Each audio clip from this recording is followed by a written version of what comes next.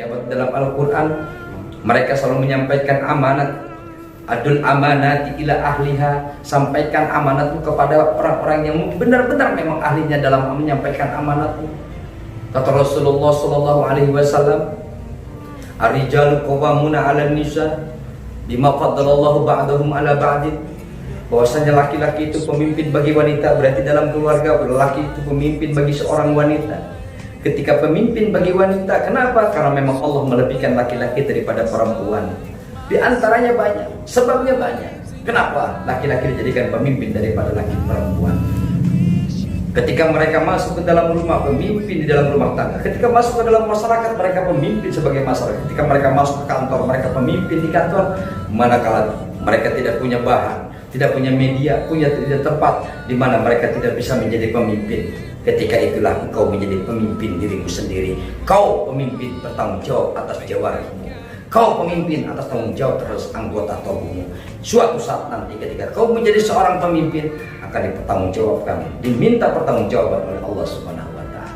Itulah Al-Qur'an mengajarkan seperti itu. Memimpin dia kaum. Ketika itu wa amma bihi qauman wa hum raduna anhu.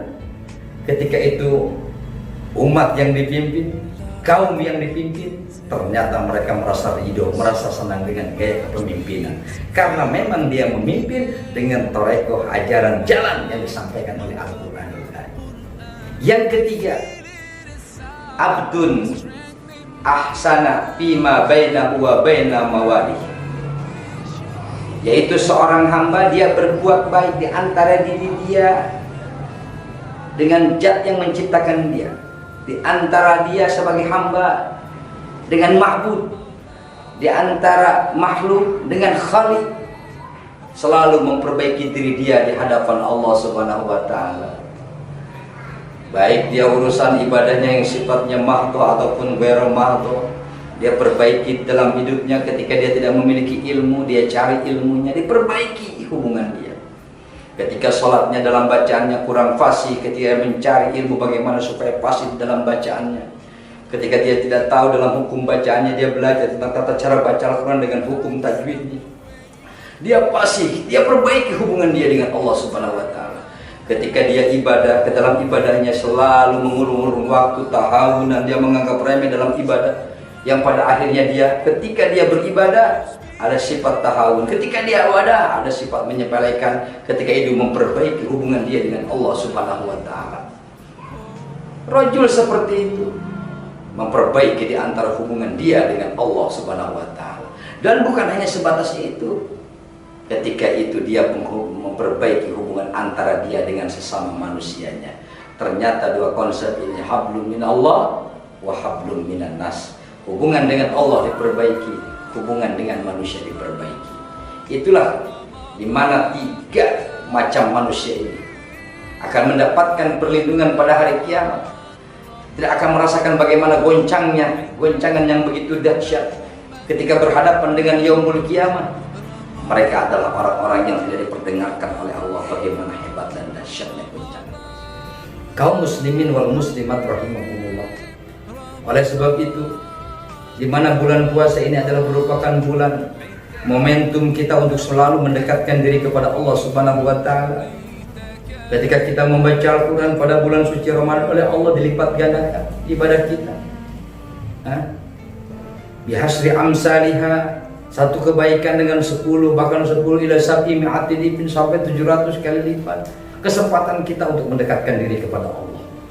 Ketika kita dalam bulan suci Ramadan memperbanyak baca surat Yasin. Ketika dalam bulan suci Ramadan kita banyak memperbanyak baca surat Ar-Rahman. Kita dalam bulan suci Ramadan kita memperbanyak baca surat Al-Waqiah. Apalagi kita menghatamkan Al-Quran dalam satu bulan full. Subhanallah, subhanallah. Allah akan menjamin kehidupan kita, bahwa kehidupan orang seperti ini akan lepas daripada goncangan-goncangan dahsyat di kehidupan, baik di akhirat ataupun di dunia. Bulan suci Ramadan merupakan bulan penggemblengan diri kita. Disinilah kita akar di mana kita memperbaiki diri untuk mencapai ruh kita kepada Allah Subhanahu wa taala. Karena memang dengan memperbaiki diri kita pada bulan suci Ramadan ini merupakan momen media sangat dipermudahnya oleh Allah Subhanahu wa taala. Ketika di luar bulan suci Ramadan kita gampang meninggalkan sesuatu perkara yang sifatnya wajib. Tapi di bulan suci Ramadan ada gemblengan batin dari Allah Subhanahu wa taala. Bisa jadi ketika kita meninggalkan kewajiban karena memang faktor nafsu ataupun karena faktor godaan setan. Ternyata pada bulan suci Ramadan ini setan yang kata Allah Subhanahu wa taala di luar bulan suci, alladzi yuwaswisu fi sudurin nas minal jinnati wan nas, mereka selalu mengganggu masuk kepada dada manusia untuk selalu menguji dan menggodanya. Ternyata setan-setan di bulan suci Ramadan tidak berkutik mengganggu orang-orang yang sedang berpuasa. Kata Nabi, inna syaitan la yajri min habibni adam majrid dam.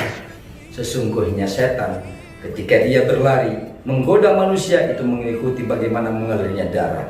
Fadajiku majariyahum, kau persempit jalan peredaran mereka dengan cara apa? Bisaumi, laksanakan ibadah puasa.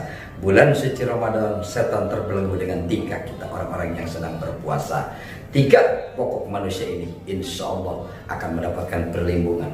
Yauman qabla yaumil akbar, sebelum datangnya goncangan hari kiamat, yaitu goncangan yang begitu dahsyatnya. Mungkin itu saja yang bisa sampaikan pada kesempatan kali ini. Mudah-mudahan Allah Subhanahu wa taala selalu memberikan taufik dan hidayahnya kepada kita. Selamat berbuka kepada seluruh kaum muslimin muslimat, mukmin mukminat yang melaksanakan ibadah puasa. Semoga ibadah puasa kita pada hari ini dan ibadah puasa kita sebelumnya diterima oleh Allah Subhanahu wa taala. Amin ya Allah ya rabbal alamin. Cukup sekian, wallahu muwaffiq ila aqwamit thoriq. Assalamualaikum warahmatullahi wabarakatuh.